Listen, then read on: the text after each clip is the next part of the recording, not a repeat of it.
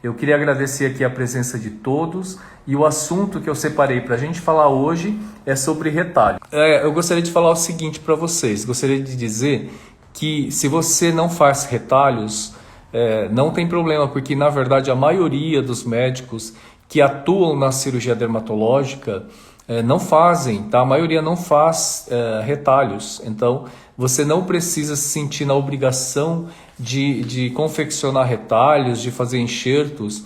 Eu até acho que isso na verdade é uma cirurgia de exceção, tá bem?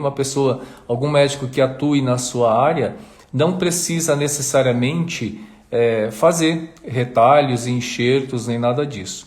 Eu acho até que a maioria dos procedimentos, a maioria das cirurgias dermatológicas, você não vai precisar recorrer à realização de retalhos e enxertos. Mas se você é uma pessoa que fez uma especialização, você atua na área já da cirurgia dermatológica, você faz cirurgias avançadas, não teria nenhum problema de você fazer os retalhos e os enxertos, tá? Eu só quero dizer que se você não faz retalhos e enxertos, não tem problema nenhum, porque você faz parte, na verdade, da maioria que não faz. Acredito que 98% dos médicos que atuam na cirurgia dermatológica não executam esse tipo de cirurgia. E vou dizer para você uma coisa, não é também esse tipo de cirurgia que oferece os melhores faturamentos em cirurgia dermatológica. Na verdade, você tem ali na sua frente, no seu consultório, uma quantidade enorme de procedimentos para você fazer, cirurgias menores, cirurgias muito simples, né? Nevos intradérmicos, chantelasmas, acrocórdons, ceratoses seborreicas, unha encravada, orelha rasgada, lipoma, cisto triquilemal, cisto epidérmico, e assim vai uma infinidade de lesões, seringomas, hiperplasias sebáceas. Então assim, existe uma infinidade enorme de procedimentos muito mais simples que aparecem assim aos montes no seu consultório, todo dia na sua cara, e muitas vezes você acha que o importante é você fazer um retalho, fazer um enxerto, né? E que talvez isso fosse um sinal de que você fosse um médico ou uma médica mais diferenciada. E eu diria para você que não. O fato de você fazer pequenos procedimentos, todos esses que eu falei agora anteriormente, não é nenhum demérito, sabe? Não te torna um médico menor ou menos qualificado, né? Muito pelo contrário. O que eu quero dizer então para você é que existe uma infinidade enorme de procedimentos de cirurgias dermatológicas simples que não vão te trazer estresse, que você não vai ficar se estressando, nem no pré-operatório para você realizar esse tipo de cirurgia, porque quando você imagina você que não tem uma formação, né, cirúrgica, não fez uma residência de cirurgia geral, não fez uma residência de cirurgia plástica, que são 5 anos de residência, hoje acho que são 6 anos de residência, para você executar um procedimento tão elaborado, um procedimento tão, como que eu vou te dizer, elaborado mesmo, né, tão diferenciado, tão complexo, um procedimento tão complexo, fica muito complicado. Então, certamente gera um estresse na véspera da cirurgia e depois também, né, de como esse paciente vai evoluir. E é interessante que eu recebo, né, vários médicos aqui no meu curso hands-on, curso presencial, e eu já cansei de ouvir médico dizer assim: nossa doutor, eu pensei, a princípio eu queria vir aqui para aprender as cirurgias complexas, cirurgias maiores, como enxertos, retalhos, até já me pediram blefaroplastias, lipoaspiração, essas coisas. E eu digo que eu não ensino esse tipo de cirurgia, né? Mas os retalhos ou enxertos às vezes aparecem, porque tem um tumor, alguma lesão grande, a gente acaba tendo que fazer aqui no curso hands-on. E eles falam: nossa, é interessante como depois que eu fiz o seu curso, eu percebi que eu não preciso fazer uma cirurgia complexa, uma grande cirurgia, para que eu me sinta valorizada, né? Eu percebi que existe uma infinidade enorme de procedimentos que eu acabava nem fazendo, né? Nem dava muita atenção para isso, e às vezes nem indicava para o paciente nem sabia que eu fazia esse tipo de cirurgia, por exemplo, tratar seringomas, uma orelha rasgada, uma unha encravada, uma hiperplasia sebácea. Então eu também nem indicava acrocórdons, que eu subestimava tanto, eu nem indicava, o paciente também nem sabia que eu tratava, e eu ficava muito preocupada em fazer uma cirurgia complexa como essa, como um retalho. E na verdade não é isso que vai aparecer no seu consultório no dia a dia, né? Imagina você examinando seus pacientes todos os dias, a quantidade enorme de pacientes que passam com você, quantos teriam uma indicação de fazer um retalho, de fazer um enxerto? Na verdade, é uma minoria. Então assim, acho que nem vai aparecer muito isso para você. E caso apareça, se você não se sentir segura de fazer, o que é muito tranquilo, realmente é uma possibilidade muito grande, você pode encaminhar. Só que você vai ter à sua disposição aquela quantidade enorme de pacientes com lesões muito simples para você executar com muita tranquilidade, né? Então, eu quero dizer para você ficar tranquila, tá? Quando eu estou aqui falando, eu não falo muito de enxerto e de retalho, porque eu não quero que vocês pensem que vocês tenham que fazer esse tipo de cirurgia para serem reconhecidos como bons médicos, tá? Você executar uma cirurgia simples, um procedimento simples, um nevo intradérmico bem executado, é o que vai te dar um alto faturamento, né? E isso não vai te tornar uma médica menor porque você faz nevo intradérmico. Porque, como eu já cansei de falar aqui, fazer nevo intradérmico todo mundo faz, na verdade, é um procedimento simples até.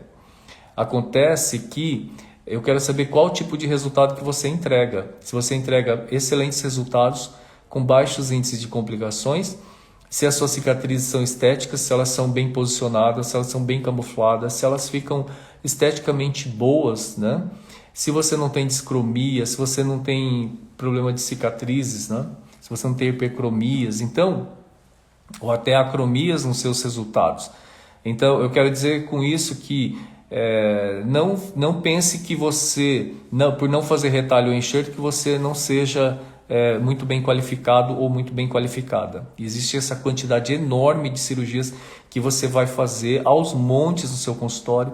Se você precificar de forma adequada, como eu sempre falo aqui nos meus cursos, como eu sempre posiciono meus alunos, né, o grande problema dos médicos, na verdade, é a questão da precificação. Na hora de precificar o procedimento, comete um grande engano. E aí que isso impacta na qualidade de vida, porque você vai fazer uma cirurgia, uma icteríase de um nevo intradérmico, que cobra um honorário muito baixo, isso não te dá tranquilidade, não te dá liberdade, né? E isso é uma coisa que eu foco muito nos meus cursos, né? Tem toda essa questão da técnica cirúrgica em si, eu falo muito disso nos cursos presenciais e também nos cursos online, mas eu faço questão de focar muito na questão da gestão, do faturamento, da precificação. E a cirurgia dermatológica é uma ferramenta excelente para isso. Porque se você erra na precificação, você erra na sua gestão, certamente isso impacta negativamente na sua qualidade de vida, tá bom?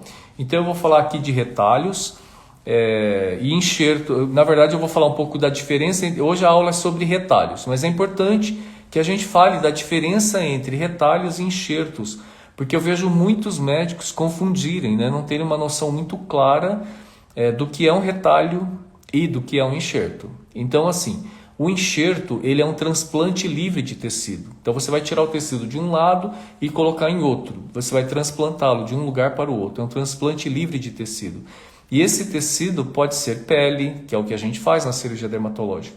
Pode ser gordura, não é? A gente na cirurgia plástica injeta gordura. Então tira a gordura, por exemplo, do abdômen, injeta no glúteo. E na cirurgia dermatológica é muito comum de retirar a gordura, por exemplo, do abdômen ou do joelho e injetar no sulco nasogeniano ou em alguma outra localização da face ou do corpo, né? Então você pode fazer um transplante livre de tecido, o enxerto de pele, de subcutâneo, pode fazer um enxerto de cartilagem também. Então às vezes quando a gente tem uma cirurgia nasal com uma grande destruição, às vezes por um tumor ou mesmo por leishmaniose, eu já reconstruí nariz por destruição por leishmaniose, a gente retira então cartilagem auricular, né? Ou pode tirar cartilagem costal para poder reconstruir um nariz, por exemplo, né? Então é um enxerto de cartilagem. Outra possibilidade é enxerto ósseo, né? A bucomaxilo faz muito enxerto ósseo, então pode ser um enxerto ósseo autólogo ou heterólogo. Autólogo quando é do próprio paciente. Então você pode retirar osso, por exemplo, da crista ilíaca para poder enxertar em outra região, né? A ortopedia também faz isso. E quando for um enxerto heterólogo, então você pode fazer um enxerto com osso de boi, por exemplo, né? Então, o enxerto é super importante que você saiba que é um transplante livre de tecido. Então você vai tirar daqui e colocar lá, tá bem?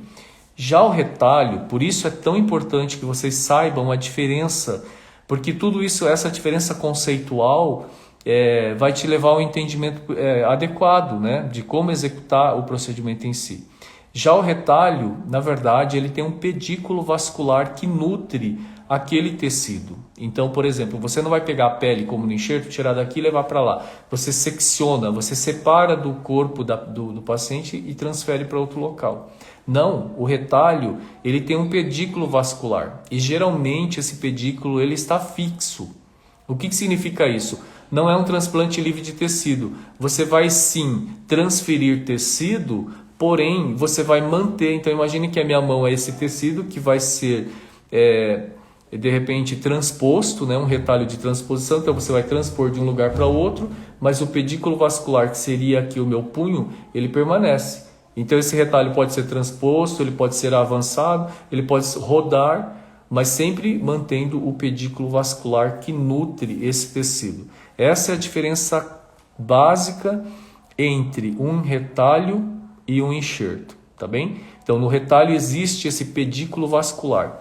E por que é tão importante que vocês entendam isso? Porque durante a confecção do retalho ou do enxerto, se você cometer um erro técnico, que seria no retalho a secção do pedículo vascular, todo esse retalho aqui ele vai necrosar. E isso é comum de acontecer, sabe? É bem comum. Eu tenho recebido alguns casos, né, alguns seguidores aqui, alguns alunos meus também, que me mandam fotos de casos que eles operaram, e interessante que ultimamente eu recebi alguns casos com evolução por necrose, sabe? Elas evoluíram com necrose do retalho.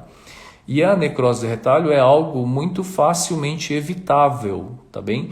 Para vocês terem uma noção, lá na residência, né, eu fiquei lá durante 23 anos, fiquei 25 anos no hospital, e 23 anos deles eu fiquei na residência lá de dermatologia.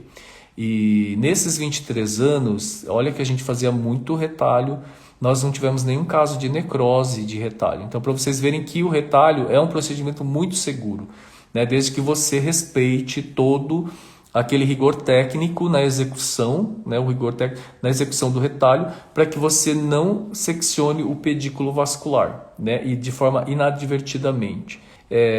O retalho é um procedimento muito seguro para você executar, né? Tanto que lá na residência, nesses 23 anos que eu fiquei lá, a gente não teve nenhum caso de necrose de retalho, tá? Então é um procedimento muito seguro. Então às vezes acontece de você inadvertidamente, provavelmente seccionou o pedículo do retalho, e depois mais à frente eu vou falar em que situação que isso aconteceu, tá bom? Então, como eu estava falando aqui, a diferença entre o retalho e o enxerto, né? E então o enxerto já é um transplante livre de tecido, ele não tem uma ligação, não tem um pedículo vascular que ligue o retalho com o restante do corpo, né, do paciente. Já no enxerto é um transplante livre, você tira daqui e leva para lá. E pode ser de pele, de gordura, de cartilagem, de osso e de vaso. Lembra que a gente faz enxerto de safena? Tira a safena, faz a ponte de safena no coração. É um enxerto de vaso. Você tira dali da coxa e leva para o coração, tá bem? E os retalhos, eu vou falar para vocês assim, que quando eu faço uma reconstrução após pós-ressecção de um tumor, por exemplo, eu particularmente gosto de fazer retalho, tá bom? Mas eu vou te dizer quais são as vantagens e desvantagens disso. O retalho, ele mimetiza muito a pele, porque é um retalho de vizinhança, na verdade, né? Eu não vou pegar um retalho daqui e colocar aqui. Isso já seria um enxerto, porque não tem como o retalho daqui vir para cá, para o nariz, e manter a ligação dele. Não tem como eu fazer isso, né? Então, o enxerto de pele que você tira da região retroauricular e coloca aqui na frente, no nariz, você tem que seccionar, você traz para cá. Já o retalho, o que acontece? Precisa ser um tecido de vizinhança, um tecido local, né? Não tem como você fazer um retalho à distância. Até existe, mas não na cirurgia dermatológica. Eu vou explicar aqui, vocês vão entender. Então, como o tecido ele é transposto, ele é de vizinhança, ele mimetiza muito a área receptora. Tanto que os retalhos, os resultados são tão excelentes, que muitas vezes o residente, então quando eu recebia o paciente no ambulatório, eu pedia para o residente descrever para mim qual foi a cirurgia executada ali. E o residente muitas vezes não conseguia descobrir nem aonde tinha sido feita a cirurgia, para vocês terem uma noção de como que o retalho ele é muito mais estético que o enxerto, né? Então, às vezes, a gente nem conseguia localizar onde tinha sido feita a cirurgia e nem qual foi a cirurgia executada. Eu mesmo tinha dificuldade, então eu olhava no prontuário do paciente, via a descrição cirúrgica e aí entendia como tinha sido feita a cirurgia, mas às vezes era muito difícil da gente localizar e saber exatamente, identificar qual foi a cirurgia realizada. Já o enxerto, o que acontece? O enxerto, mesmo que ele seja de local próximo, reto auricular para a região nasal, né? E aí eu vou descendo, quanto mais distante da área receptora, mais diferente é a textura, a coloração, então mais diferente vai ficar a reconstrução, então vai denunciar a reconstrução muito mais facilmente. Então o enxerto, você olha, é uma cor diferente, uma textura diferente, é muito fácil de identificar. O retalho já ele camufla muito mais. Porém, do ponto de vista oncológico, o retalho é pior. Por quê? Porque o retalho ele é mais espesso. Você tem pele subcutânea, então ele é mais espesso. E aí, se você tiver uma recidiva na profundidade, o retalho vai demorar mais para denunciar, né? Vai demorar mais, vai esconder mais. Já o enxerto, como ele é fino, é um enxerto de pele, a recidiva vai aparecer mais precocemente, né? Então o retalho ele vai camuflar uma eventual recidiva. Então por isso, para você executar um retalho, você tem que ter muita segurança de que você realmente removeu todo o tumor. Porque se você tiver alguma dúvida, é melhor você fazer um enxerto, tá? E aí por quê? Então o primeiro motivo porque eu prefiro o retalho é porque ele deixa esteticamente melhor o resultado. E o segundo motivo é porque o retalho ele vai exigir do médico muito da sua capacidade técnica, né, do seu senso estético e da sua capacidade de projetar. Vocês vão entender por quê.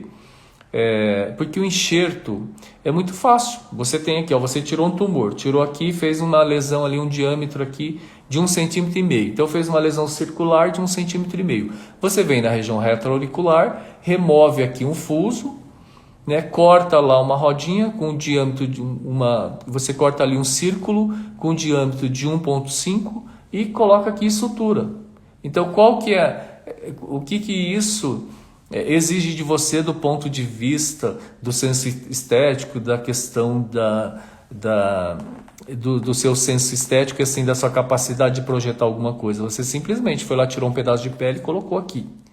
Já o retalho, você imagina, se você tem um defeito aqui com um diâmetro de 1,5, você vai ter que estudar, projetar, desenhar como é que você vai reconstruir isso. Se vai ser um retalho de transposição daqui para cá, se vai ser um retalho de avanço, e se vai ser esse de transposição, vai ser unilobular ou se vai ser bilobado, se vai ser com um lobo ou com 2 lobos, não é? E se vai ser um retalho de rotação. Então tem toda essa questão. Então, para mim, é como um desafio, né? Eu gosto muito de desafios. Então, por isso, o retalho, para mim, me instiga mais. Além de deixar um resultado melhor, ele exige mais da minha capacidade, a minha capacidade de elaborar, que é a capacidade estética, o senso estético. Então, para mim, é um desafio, eu gosto mais de fazer retalho. Mas os enxertos vão muito bem. Se você domina o enxerto, você prefere fazer o enxerto, faça com tranquilidade, não tem problema nenhum, não é nenhum demérito, tá? E lembrando, eu falei para quem chegou depois, eu falei no começo da live já, que você não é obrigado a executar um retalho ou um enxerto, né?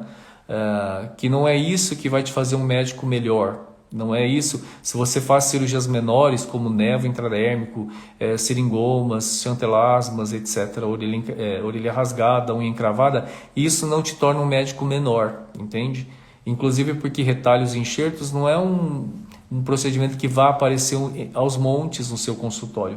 O que vai aparecer justamente são aquelas lesões menores, aquelas cirurgias mais tranquilas, e que de fato são as cirurgias que dão melhores faturamentos, são altos faturamentos, porque essas lesões aparecem em grande quantidade no consultório de quem trabalha com dermatologia, com cirurgia dermatológica, tá bem? E muitas vezes vocês deixam passar. O paciente está ali com todo esse tipo de lesão, ceratose seborreica, acrocórdon, seringomas, chantelasmas, orelha rasgada ou encravada, lipomas, cistos epidérmicos, cistos triquilemais, e você não dá devida importância para isso e você está perdendo muito em faturamento, tá? Porque às vezes você fica preocupada em fazer uma cirurgia mais complexa e essa cirurgia quase nunca aparece no teu consultório, entende? Então, eu estou falando aqui de retalho porque é um assunto que eu precisava trazer para vocês, obviamente, e também porque vocês pedem muito para eu falar disso, não só aqui, mas nos cursos online e também nos cursos presenciais. É interessante que todo curso hands-on, a primeira coisa que meus alunos falam é: doutor, quando é que o senhor vai fazer um curso avançado de retalhos e enxertos? Né? A primeira coisa que eles falam é isso. Mas eu quero dizer que você não precisa fazer isso para ser um bom médico que atue na área da cirurgia dermatológica. Mas vamos continuar aqui. E o retalho, bom, como vocês já entenderam, né? O retalho, ele tem um pedículo vascular que nutre. Imagina que o retalho é minha mão, tem um pedículo vascular. Então você vai fazer a transposição, você vai fazer a rotação, vai fazer o avanço, mas esse pedículo tem que estar aqui, ó, fixo e preservado durante toda a cirurgia, tá certo? Se você seccionar o pedículo, o retalho vai necrosar. Mas é importante a gente saber que os retalhos, na sua classificação, eles são divididos assim: em retalhos axiais. O que são os retalhos axiais? É quando você conhece a artéria que nutre aquele retalho. Então, por exemplo, isso mais na cirurgia plástica, tá? Vocês na cirurgia dermatológica não vão trabalhar com retalhos axiais. Então imagine, por exemplo, que a gente tenha que reconstruir a mama, por exemplo. Então a gente usa muitas vezes o retalho do grande dorsal, do músculo grande dorsal. Então pega aqui o grande dorsal, transpõe aqui para frente para reconstruir a mama. Esse retalho do grande dorsal, ele é nutrido pela artéria tóraco-dorsal. Então nós temos uma artéria conhecida que nutre esse retalho. Então esse retalho é um retalho axial, tá bem? Mas aqui na cirurgia dermatológica, imagina, você tem aqui uma lesão no nariz e você vai fazer um retalho de avanço. Não tem uma artéria conhecida, estabelecida, que nutre esse retalho. Então esse retalho a gente chama de retalho ao acaso. Então na cirurgia dermatológica, a maioria dos retalhos, eu nem vou dizer tudo, porque na medicina não é nem sempre e nem nunca, mas eu vou dizer que eu nunca vi um retalho axial na cirurgia dermatológica. Na cirurgia dermatológica a gente usa retalhos ao acaso.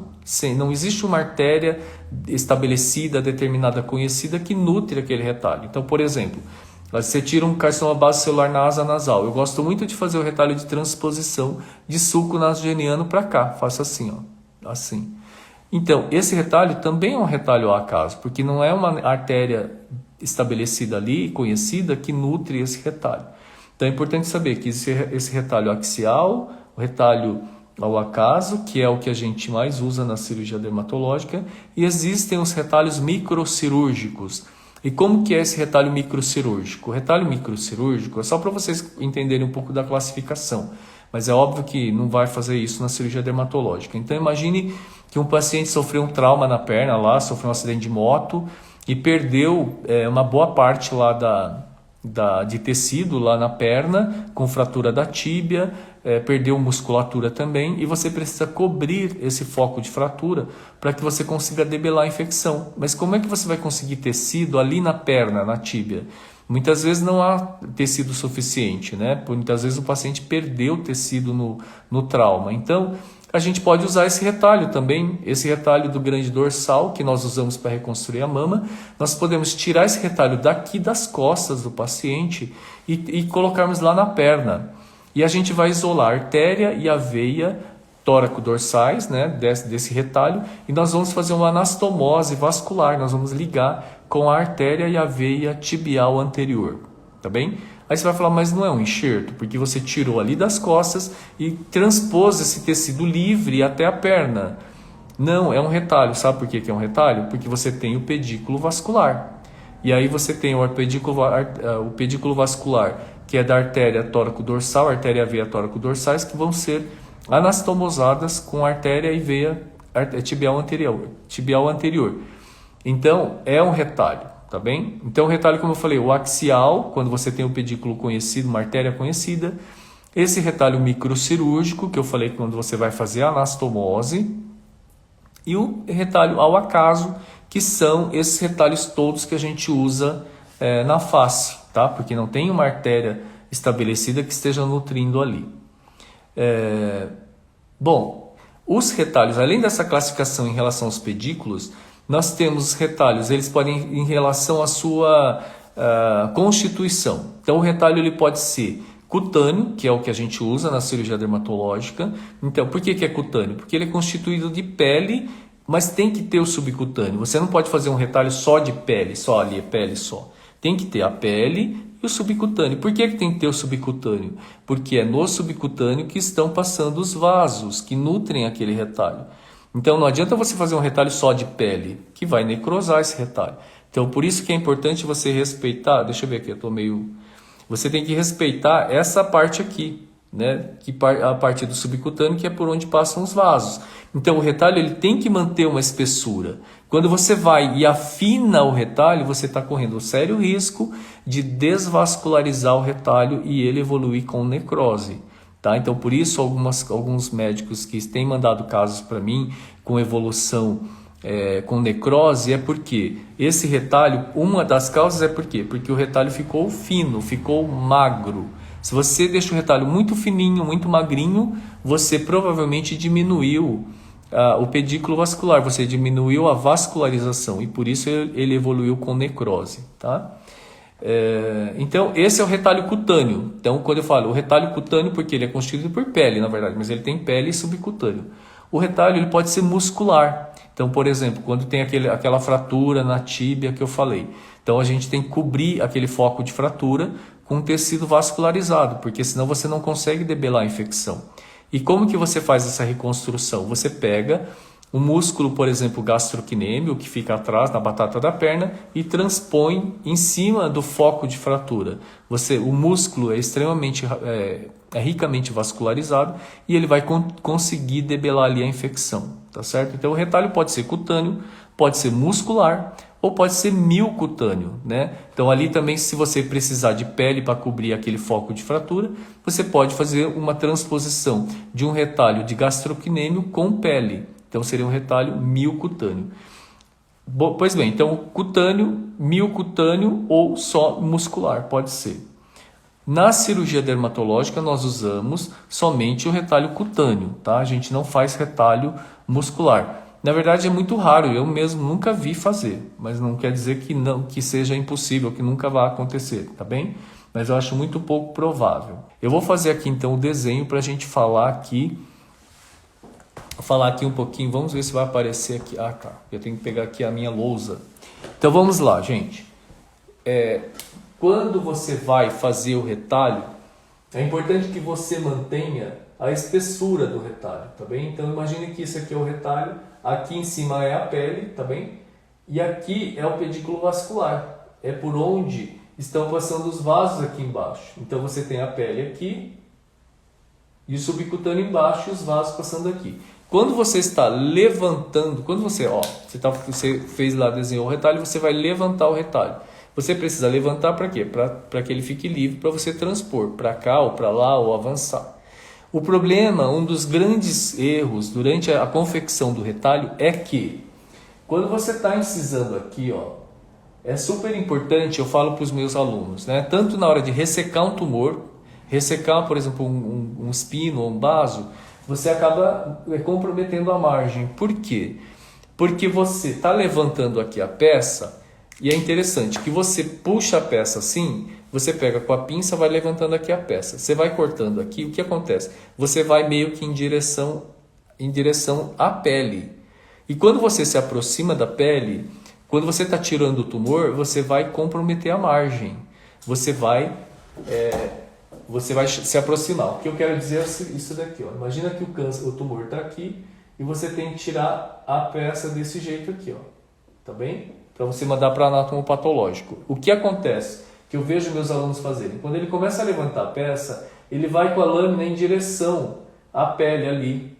E essa parte aqui se aproxima do tumor. Você come a margem profunda. Então você aumenta a chance de recidiva ou até de ter uma margem comprometida no anatomopatológico. Então, do ponto de vista oncológico, é ruim você se aproximar da pele, por isso você tem que manter essa espessura.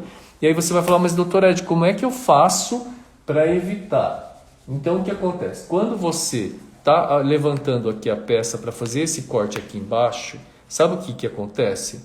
Você vai em direção à pele.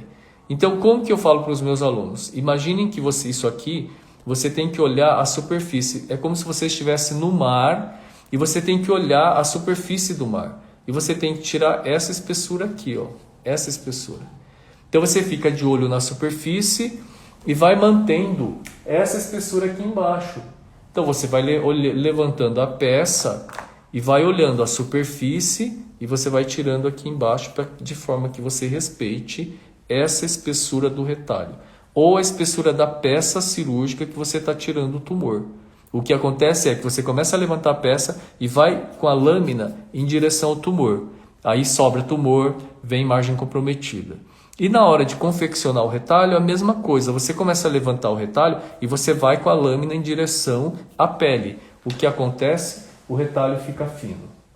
Então, às vezes acontece isso aqui, ó. E às vezes você quer deixar o retalho fino para não ficar um retalho gordo e inestético. Então você vem e faz um retalho fininho assim, ó. O que acontece? Você compromete a vascularização desses tecidos e aí evolui com necrose, entende? Então esse é o grande problema. Aliás, até queria saber, já que Graciele falou aqui desse caso, como que evoluiu, Graciele? Depois eu falei para você ter uma atitude mais conservadora, né? Para você não fazer debridamento e aguardar, porque às vezes essa necrose é da epiderme, é só uma epiteliolise, uma epiteliólise que a gente chama. Quando você tem uma necrose de retalho, é super importante que você não tenha uma atitude intempestiva, de debridar, já vamos tirar, necrosou, vamos cortar. Não. Mantenha antibiótico terapia, né, porque se realmente ali evoluiu com necrose, para que aquilo não infecte. E geralmente o organismo ele vai delimitando essa área de necrose que depois se destaca, né? Demora umas 3 semanas, 2, 3 semanas, aquilo se destaca. E quando essa necrose se destaca, muitas vezes embaixo já houve uma cicatrização, já houve uma epitelização. Então é sempre bom que a gente não tenha uma atitude intempestiva diante de uma complicação como necrose. Graciele vai falar, já vi casos assim, de retirar a lesão dessa forma e a margem profunda veio comprometida. Tá vendo, Graciele? É isso mesmo. Então eu sempre falo para os meus alunos, tanto do curso online quanto do curso hands-on, na hora de tirar a peça, gente, fique de olho nessa espessura aqui, ó.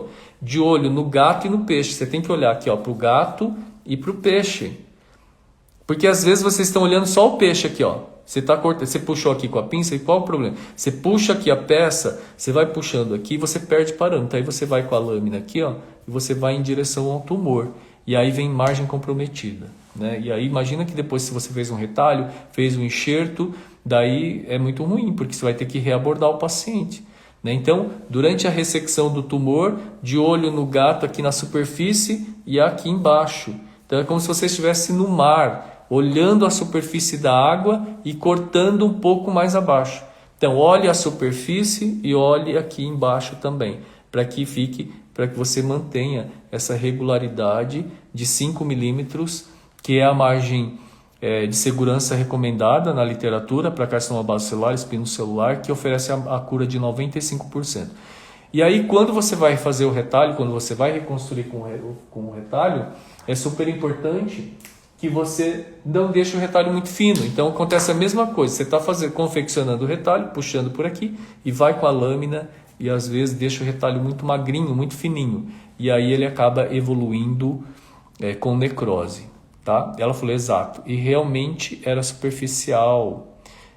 Palpei ao redor e estava bem vascularizado. Apenas foi a pontinha do retalho. Fez o debridamento em hashtag, mas não retirei, deixei cair sozinha. Exatamente. Eu recomendei a Graciele que deixasse colagenase com cloranfenicol, que é uma pomada que eu gosto muito, porque ela tem o debridante químico, né, que é a colagenase, e o antibiótico tópico, né, o cloranfenicol. Então o que acontece? Ela vai debridando para você quimicamente. Então, provavelmente, Graciele, não ficou ruim o resultado por fim, não é verdade? Então, ela deve ter destacado essa área de necrose e o resultado não ficou tão ruim. Provavelmente foi isso que aconteceu, né? Estou aguardando o retorno, mas o susto inicialmente foi grande. Nunca tinha acontecido comigo antes. É verdade, Graciele, o susto é grande mesmo. Imagina que no dia seguinte você recebe o seu paciente, né, ou uma foto, ou ele vem 2 dias, alguns dias depois, e aquele retalho está preto. Né? É muito angustiante. Né? Então, por isso que eu falo que realmente fazer um retalho, por exemplo, nem todos vocês são obrigados a fazerem isso, sabe? Só se você realmente se sentir preparado para fazer isso, tá bom? E vou dizer aqui para vocês uma coisa, nem todo cirurgião plástico, eu sou cirurgião plástico e tal, tive essa formação na minha residência, o meu chefe, Dr. Douglas Jorge, ele gostava muito dessa área e aí eu me apaixonei também por essa área de fazer os retalhos, os enxertos na cirurgia dermatológica, nos tumores cutâneos, mas nem todos os cirurgiões plásticos também fazem retalhos desse tipo, sabe? Então, vocês que atuam na área da cirurgia dermatológica não tem obrigação nenhuma. Só quem estiver realmente se sentindo preparado para isso, tá bom? E lembrando que você fazendo as outras cirurgias menores não é nenhum demérito, né? E muito pelo contrário, você vai conseguir altos faturamentos fazendo cirurgia simples, tá bom? Você não precisa se sentir na obrigação de fazer esse tipo de cirurgia. E eu gostaria de fazer aqui alguns comentários, então, em relação aos retalhos, tá? Que sempre me perguntam, assim, é muito comum aluno me mandar foto, ou mesmo os seguidores mandarem foto, falar qual retalho que o senhor acha que é o melhor para essa região, ou para esse tumor, para esse defeito, qual seria o melhor retalho? Eu diria para vocês que não existe um retalho ideal.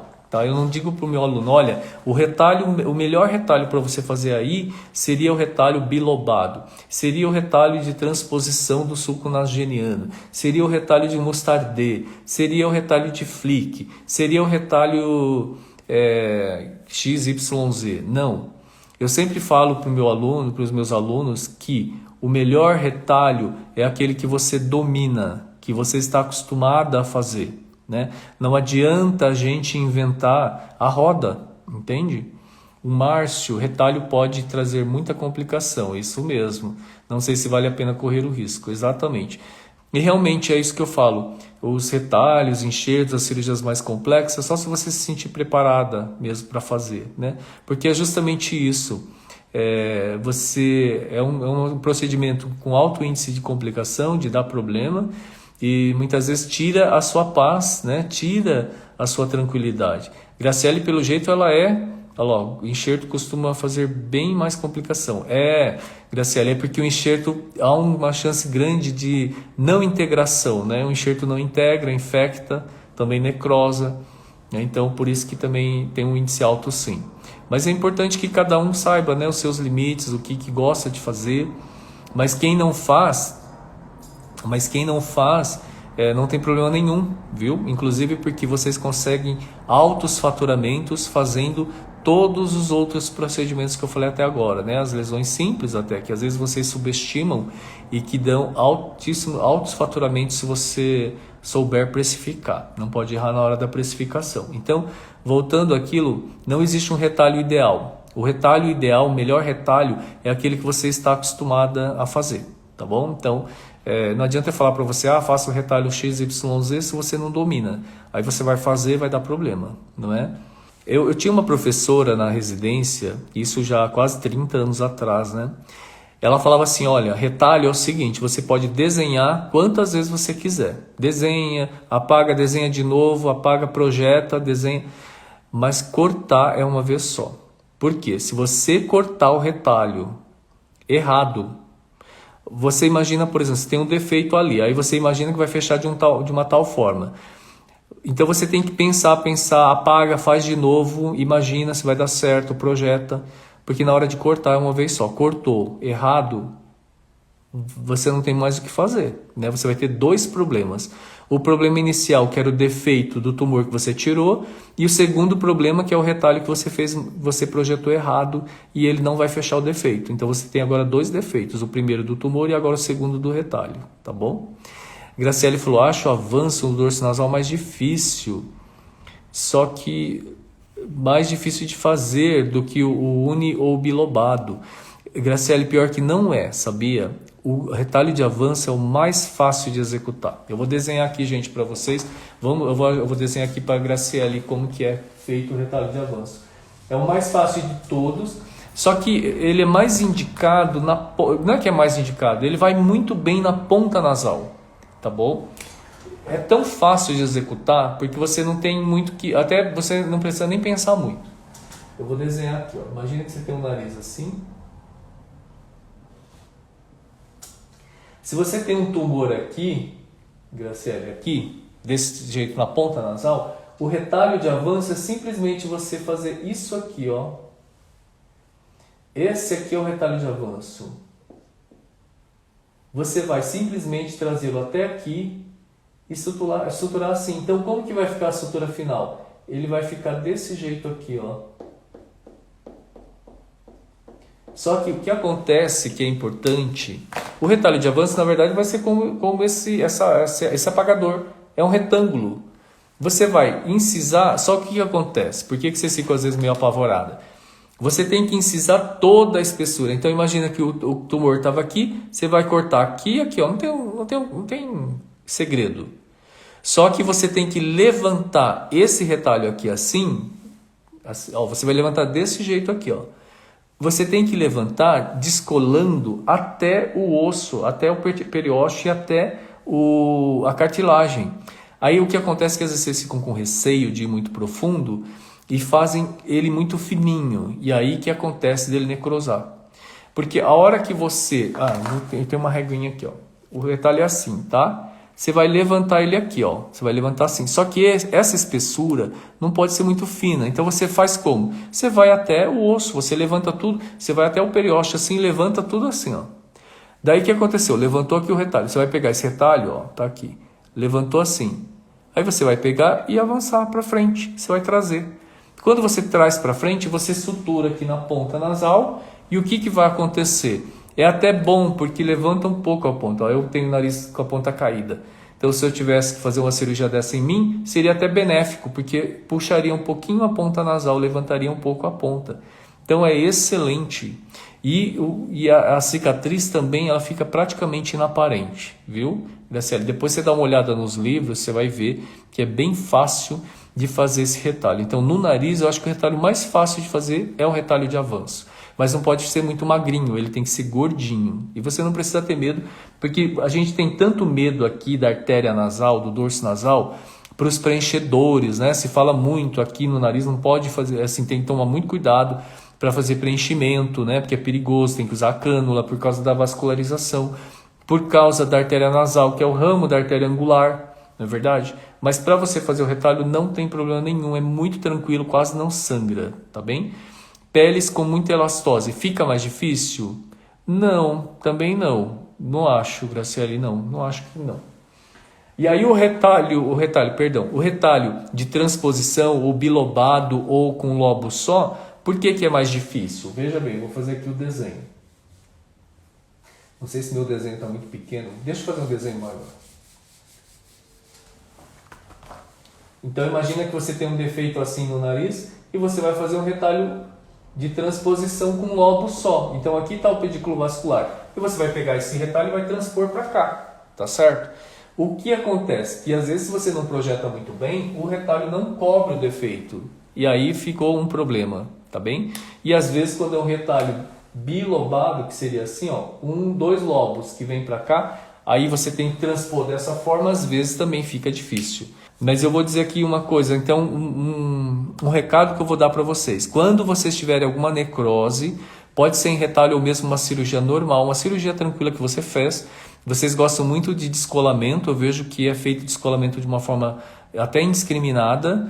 E isso também favorece necroses. Eu vou fazer uma live só sobre descolamentos. Mas enfim, um recado importante é, se você estiver diante de uma necrose, e como que ela vai se manifestar? Vai estar preto, gente. Você vai tirar o curativo, você vai ver o paciente 3 dias depois da cirurgia, 1 semana, vai estar preto. Dá um desespero na hora, não é? Como a Graciele mesma falou, ficou muito preocupada, mas é importante que vocês mantenham a calma. Nada de fazer um debridamento de forma intempestiva. Vamos debridar essa necrose, vamos tirar. Não! Aguarde, porque às vezes essa necrose não é tão profunda. Às vezes a necrose é só do epitélio, só da epiderme, que a gente chama de epiteliólise ou epiteliolise. E aí essa epiteliólise, ela se destaca sozinha. O organismo vai epitelizando por baixo, cicatrizando, e em 2, 3 semanas essa placa necrótica se destaca e a parte profunda está toda cicatrizada, entende? Ela perguntou, gosta de usar mais para... O que gosta de usar? Não descolo, Graciele, eu não faço muito descolamento, muito pouco, quase não faço, entendeu? E essa questão de fazer descolamento que eu vejo de forma indiscriminada, o que acontece? Quanto maior a manipulação tecidual, maior o índice de complicação. Então, eu sempre falo para meus alunos, evitem manipular muito tecido. O que é manipular o tecido? Descolamentos, trações, ficar tracionando, pinçamentos. Vocês gostam muito de pinçar a borda da ferida operatória. Tudo isso aumenta o índice de complicação, né? Raquel falou aqui, ó. Doutor Ed, o senhor tem alguma dica para saber achar o plano no nariz? A profundidade, até onde ir? No plano, existe um plano de descolamento que é um plano avascular, é um plano de clivagem que eu costumo falar para vocês. É o plano, na verdade, justa periostal. Você vai chegar no periósteo. Quando você vê, e não tenham medo, quando eu falo assim, vai até o periósteo, vocês ficam com medo. Mas, gente, você pega a pele aqui, ó, debaixo dessa pele já é o osso. Só que o que acontece? Vocês ficam com tanto medo que vocês deixam a pele fininha. E essa pele fininha, ela está desvascularizada. Então, quando você está levantando a pele, vá até o osso, não tem problema, gente. Aqui não tem nervo. Mesmo o vaso, ó, essa artéria dorsal do nariz, não tem problema da gente fazer hemostasia, da gente ligar, queimar esse vaso. Tem uma aula aqui que eu falo de hemostasia, que é justamente por que a hemostasia não é deletéria, tanto quanto o preenchedor. Você fazer um preenchimento aqui, você fazer uma embolização de um vaso no nariz é catastrófico, porque pode levar à necrose do nariz. Mas já a hemostasia não tem esse perigo, tá bom? Porque você vai cauterizar o vaso, mas tem toda uma rede vascular em volta que vai compensar isso. Então não tenha medo de fazer hemostasia, tá bom? Então o plano é, vá até o periósteo, aqui vá até a cartilagem. Você não vai pegar a cartilagem, mas você vai visualizar a cartilagem e você vai levantar aquele tecido, tá bom? Então é isso, eu queria finalizar dizendo isso. Gostaria de compartilhar um caso para discutir um CBC na ponta nasal. Manda para mim um direct, Graciele, com a foto do caso, tá? Humberto falou, sim, vou até o periósteo. Nunca tive necrose. Exatamente. Não tenho problema com casinho, faço hemostasia. Com vasos, exatamente. Parabéns, Humberto. Ele é de Patos, na Paraíba. Que bacana. Fico muito feliz, viu? Parabéns. É isso mesmo, gente. Então eu queria finalizar dizendo isso, que se você não faz retalho, você não faz enxerto, isso não te torna um médico menor, tá bom? E não pense que é esse tipo de cirurgia. Quem faz, ótimo, Graciele faz, Humberto também faz, sem problema, gente. Quem faz, domina a técnica, tem experiência, tem conhecimento para fazer, faça. Mas quem não faz, não pense que é isso que te dá alto faturamento, tá bom? Não é isso que vai melhorar o seu faturamento ou que vai te trazer qualidade de vida, tá bom? Então, quem não faz, fique tranquilo, não tem problema nenhum, tá bom? Continue fazendo os procedimentos menores, fazendo uma precificação adequada, que você vai ter um faturamento bem bacana e você vai ter qualidade de vida e liberdade. Tá bom? Então, pessoal, obrigado. Quem tiver dúvida, quiser discutir casos, pode mandar por direct para mim, que eu tenho o maior prazer de ajudá-los. Até mais. Tchau, tchau.